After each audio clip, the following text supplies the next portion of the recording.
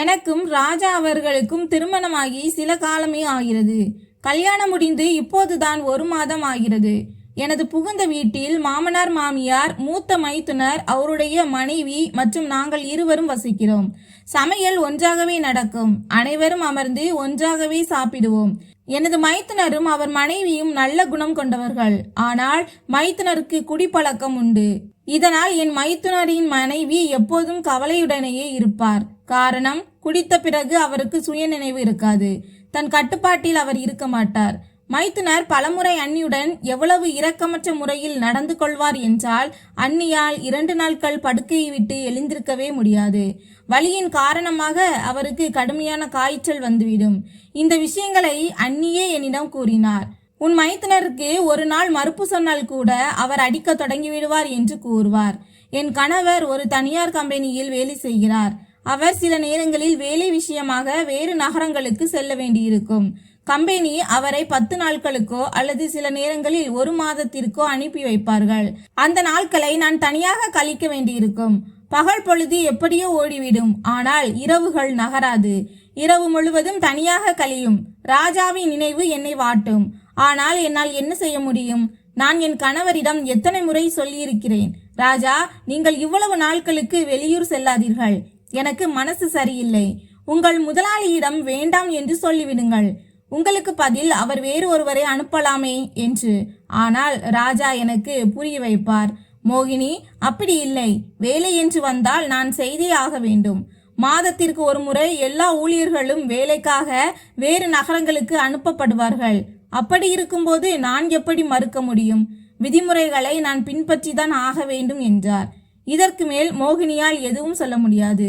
தன் கணவரை பிடித்து கொண்டு சொல்வாள், நீங்கள் இல்லாத நாட்களில் எனக்கு இரவில் தூக்கமே வருவதில்லை. இரவு முழுவதும் தனியாக கழிகிறது. உங்கள் நினைவு என்னை வாட்டுகிறது என்றாள். இதை கேட்டு ராஜா சிரித்துக்கொண்டே சொல்வார், மோகினி, நீ சில நேரங்களில் சிறு குழந்தையை போல நடந்து கொள்கிறாய். அப்போது உன் மீது எனக்கு இன்னும் அதிக அன்பு பிறக்கிறது. இரவு நேரமாகி கொண்டிருந்தது.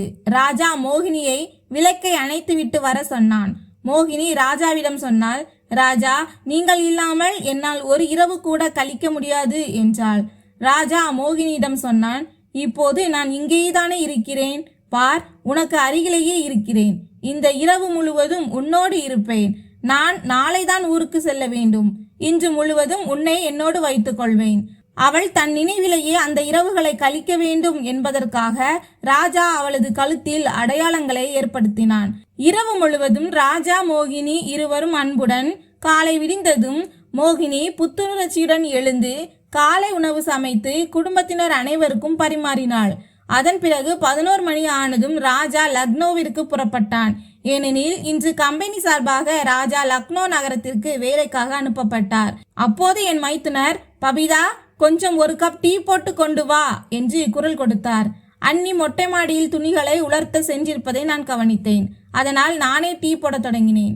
நான் டீ எடுத்துக்கொண்டு மைத்துனர் அறைக்கு சென்றபோது அவர் லேப்டாப்பில் பல தேவையில்லாத விஷயங்களை பார்த்து கொண்டிருப்பதை கவனித்தேன். அதை பார்த்ததும் எனக்கு சங்கடமாக இருந்தது. நான் அவரிடம் டீ தயாராகிவிட்டது என்றேன். அவர் சரி, என்னிடம் கொடு என்றார். நான் அவர் கையில் டீயை கொடுக்க சென்றபோது அவர் என்னையே உற்று பார்க்க தொடங்கினார். அவருடைய பார்வை என் மீது இருந்தது.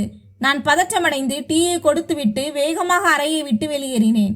அப்போது அன்னி மாடியிலிருந்து துணிகளை எடுத்துக்கொண்டு இறங்கி வருவதை பார்த்தேன். பிறகு நான் என் அறைக்கு சென்றேன். மைத்துனர் இதுபோன்ற அசிங்கமான விஷயங்களையும் பார்க்கிறாரா?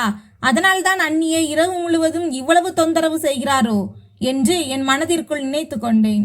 அன்று மாலை அன்னி தன் பிறந்த வீட்டிற்கு செல்ல வேண்டியிருந்தது. ஏனெனில் அவருடைய தந்தையின் உடல்நிலை சரியாக இல்லை. இரவு 8 மணிக்கு அவர் கிளம்பும் போது என்னிடம், உன் மைத்துனருக்கு உணவு கொடுத்து அவரை பார்த்துக்கொள் என்று கூறி சென்றார். நானும் சரி என்று தலையசைத்தேன். மாமனாரும் மாமியாரும் கூட சில நாட்களுக்கு முன்புதான் கிராமத்திற்கு சென்றிருந்தார்கள்.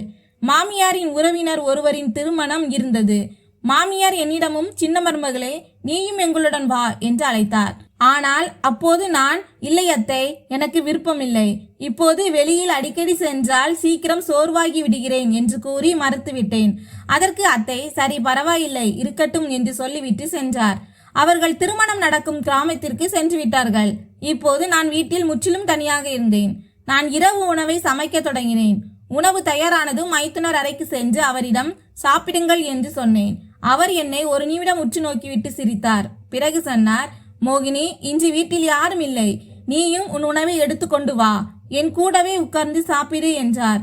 நான் சொன்னேன், மைத்துனரே, எனக்கு இப்போது பசி இல்லை, பிறகு சாப்பிடுகிறேன் என்றேன். அதற்கு அவர், உணவை எடுத்துக்கொண்டு தானே வந்திருக்கிறாய், வா ஒன்றாக சாப்பிடலாம் என்றார். நான் எதையும் சாப்பிடாமல் அமைதியாக அங்கேயே நின்றிருந்தேன். எனக்கு பதற்றமாக இருந்தது. மைத்துனர் கேட்டார், ஏன் நின்று கொண்டிருக்கிறாய், உட்காரு இப்போது.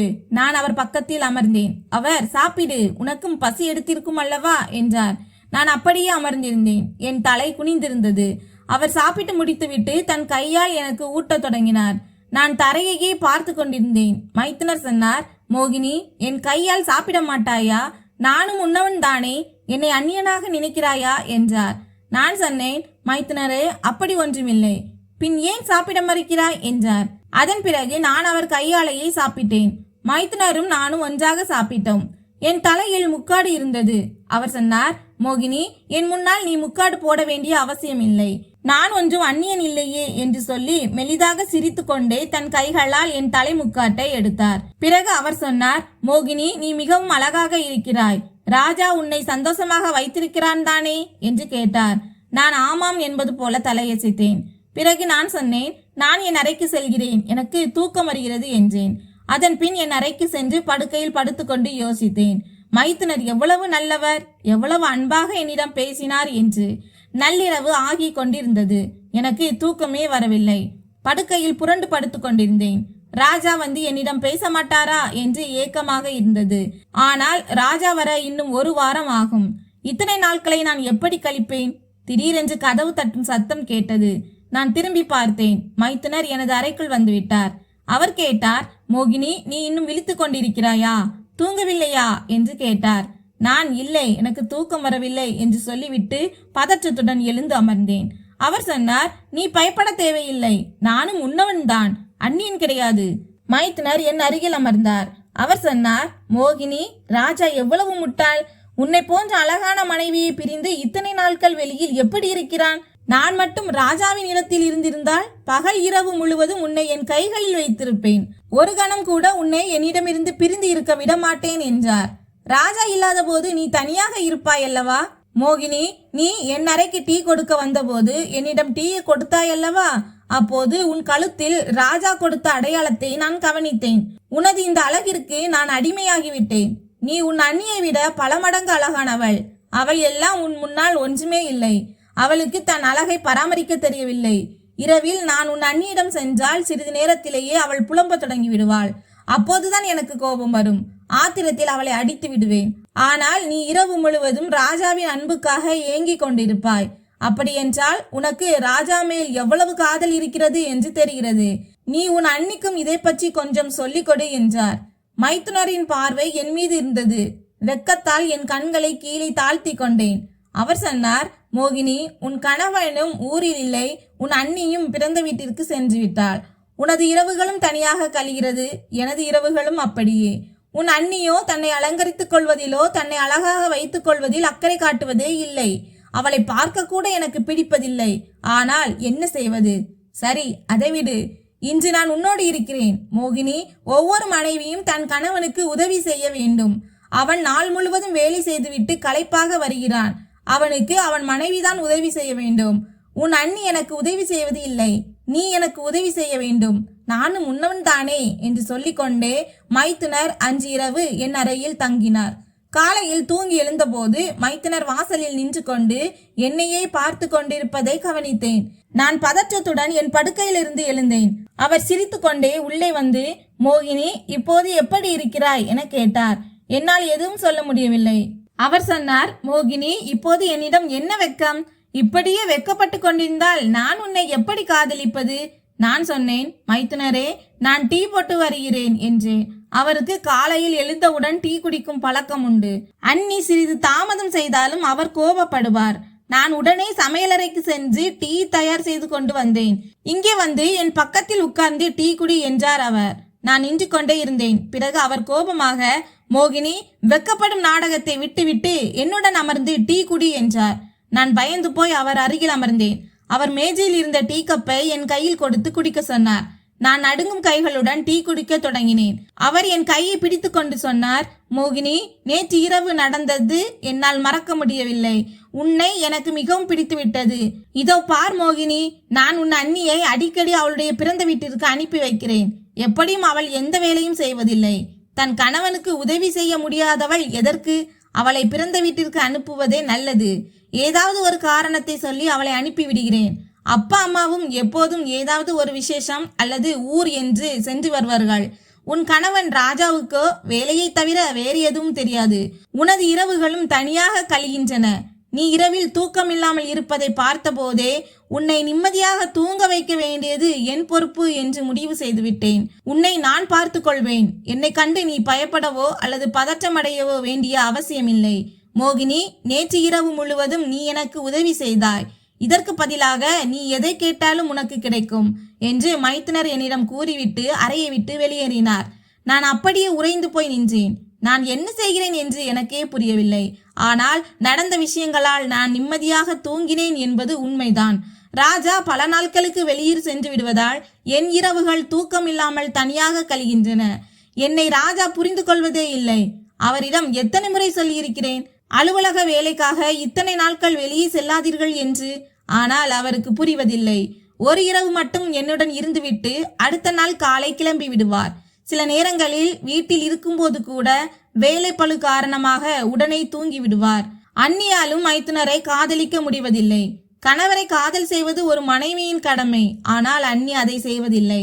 இப்போது எனக்கு மைத்துனர் சொன்ன விஷயங்கள் சரியாக தோன்றின. என் பயம் விலகியது.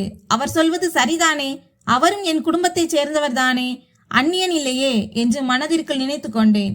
நான் மெலிதாக சிரித்து கொண்டே வெக்கத்துடன் கண்களை தாழ்த்தி கொண்டேன். என் டீயை குடித்து முடித்தேன். அண்ணி இன்னும் சில நாட்கள் பிறந்த வீட்டில்தான் இருக்க வேண்டும். மாமனார் மாமியார் திருமணத்திற்காக கிராமத்திற்கு சென்றிருந்தார்கள். என் கணவர் வர இன்னும் 10 நாட்கள் ஆகும். அதுவரை காலத்தை கடத்துவது கடினம். இப்போது தினமும் இரவு ஆனதும் மைத்துனர் எனது அறைக்கு வருகிறார். எனக்கு விலை உயர்ந்த பரிசுகளையும் வழங்குகிறார். எனது அழகு அவரை எனக்கு அடிமையாக்கி வைத்திருக்கிறது. இப்போது எனக்கு இது எல்லாம் பிடிக்க தொடங்கிவிட்டது. வீட்டிற்குள் நானும் மைத்துனரும் மட்டும் தனியாக இருக்கும் போதெல்லாம் ஒன்றாக சாப்பிடுகிறோம், பேசுகிறோம், டிவி பார்க்கிறோம். இரவு ஆனதும் ஒரே அறையில் தூங்குகிறோம். மைத்துனரும் நானும் சந்தோஷமாக வாழ்கிறோம். இப்போது எங்கள் இரவுகள் தனியாக கழிவதில்லை. ராஜாவை போலவே வாழ நானும் கற்றுக்கொண்டேன். ராஜா எப்போதும் என்னிடம் சொல்வார், மோகினி, எப்போதும் மகிழ்ச்சியாக இரு, வாழ கற்றுக்கொள். மகிழ்ச்சியாக இருக்க உலகில் எவ்வளவோ விஷயங்கள் உள்ளன. உன் கண்களை திறந்து சுற்றிலும் பார். ஒவ்வொரு விஷயமும் உனக்கு மகிழ்ச்சியை தரும் என்பார். ராஜா சொன்னது சரிதான். இப்போது நான் மகிழ்ச்சியாக இருக்கிறேன். அன்பிற்காக ஏங்கி நான் இப்போது கவலைப்படுவதில்லை. என் கணவர் இல்லாத போது என் மைத்துனர் என்னை கவலை இல்லாமல் பார்த்து கொள்கிறார். நான் இப்போது எந்த கவலையும் இல்லாமல் மகிழ்ச்சியாக இருக்கிறேன். நண்பர்களே, இந்த கதை யார் மனதையும் புண்படுத்துவதற்காக அல்ல, மாறாக விழிப்புணர்வு ஏற்படுத்துவது மட்டுமே. இந்த கதை பிடித்திருந்தால் வீடியோவை லைக் செய்யுங்கள், சேனலை சப்ஸ்கிரைப் செய்து கொள்ளுங்கள். நன்றி.